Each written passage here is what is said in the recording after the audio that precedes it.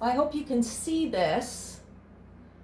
Back talking about the third eye. So the power of the third eye is garnered from the connection. And the connection, whether you're a big person or a little person, it's how much power you can garner into the center of your being so that you connect to the starry web above and the root system of the red cube below. That's where the big power is, from the root system. It is going to push everything up. But of course, the Kundalini can be done in two ways. It can be done from the top down or from the bottom up. So wrap your mind around that. It can be done over minutes. It can be done over days. It can be done over lifetimes. It can be done over years. So it's not like one size fits all.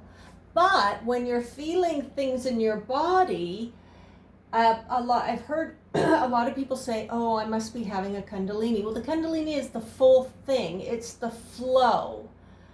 So what's usually happening is your body is trying to get into alignment so that it can have this flow.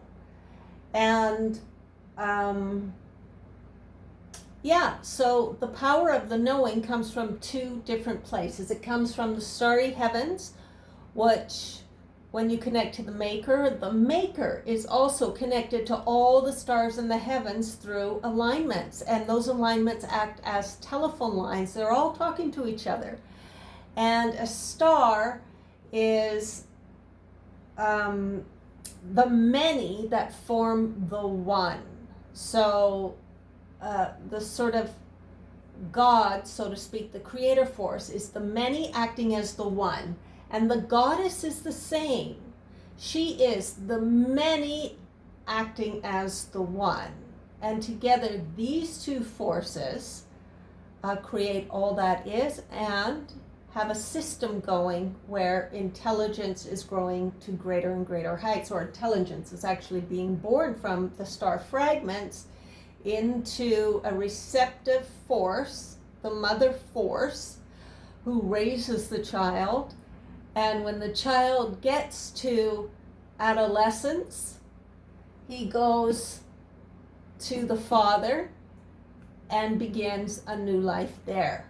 So it's not just this life that you're living, you're in the matrix, you're in the gestation point, and you will be going on to other star systems, other planets, other ways of learning and being in the galaxy as you grow yourself. And it's all elective. If you want to grow, you grow. If you don't want to grow, you don't have to grow. I mean, you have all eternity. So there's a lot to celebrate. I mean, just your being here on the planet is a pretty incredible feat. I mean, not just the birthing itself, but actually getting to the form of human, which is the reflection of God into the darkness of matter. Okay, so the third eye, again, is when the flow flows and opens up the third eye in the opposite direction and flows back to the creator. So you could do this part first, then you could do this part second, and this part third. The heart chakra is when, well, for me, I burst into flame and the body was burned. I'll do a separate video on that.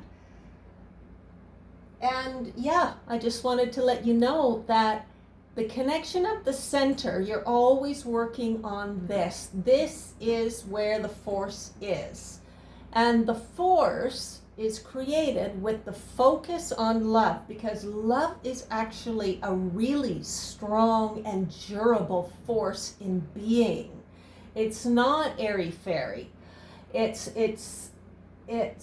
and strength, as you see it sometimes with the forcing of things, is not strong. When it comes to the spiritual body, the receptive way of being. Deep compassion is great strength. And when I went back to the maker of the system, the creator of the system, the Father Force, that was apparent. The strength was pure love. It was amazing. And of course, she had her own. She was the absolute all. She trumps everything in the universe. She is the universe, and hers is moon energy. So that soft receptive force is the one that wears the crown. That is the one that says it will be done this way. He's the one that says, I'm going to create this thing. She says, okay, but we're going to do it this way. So yeah, you're always working on the center force. This is the key to the strength of knowing in the third eye. Okay, thanks for watching.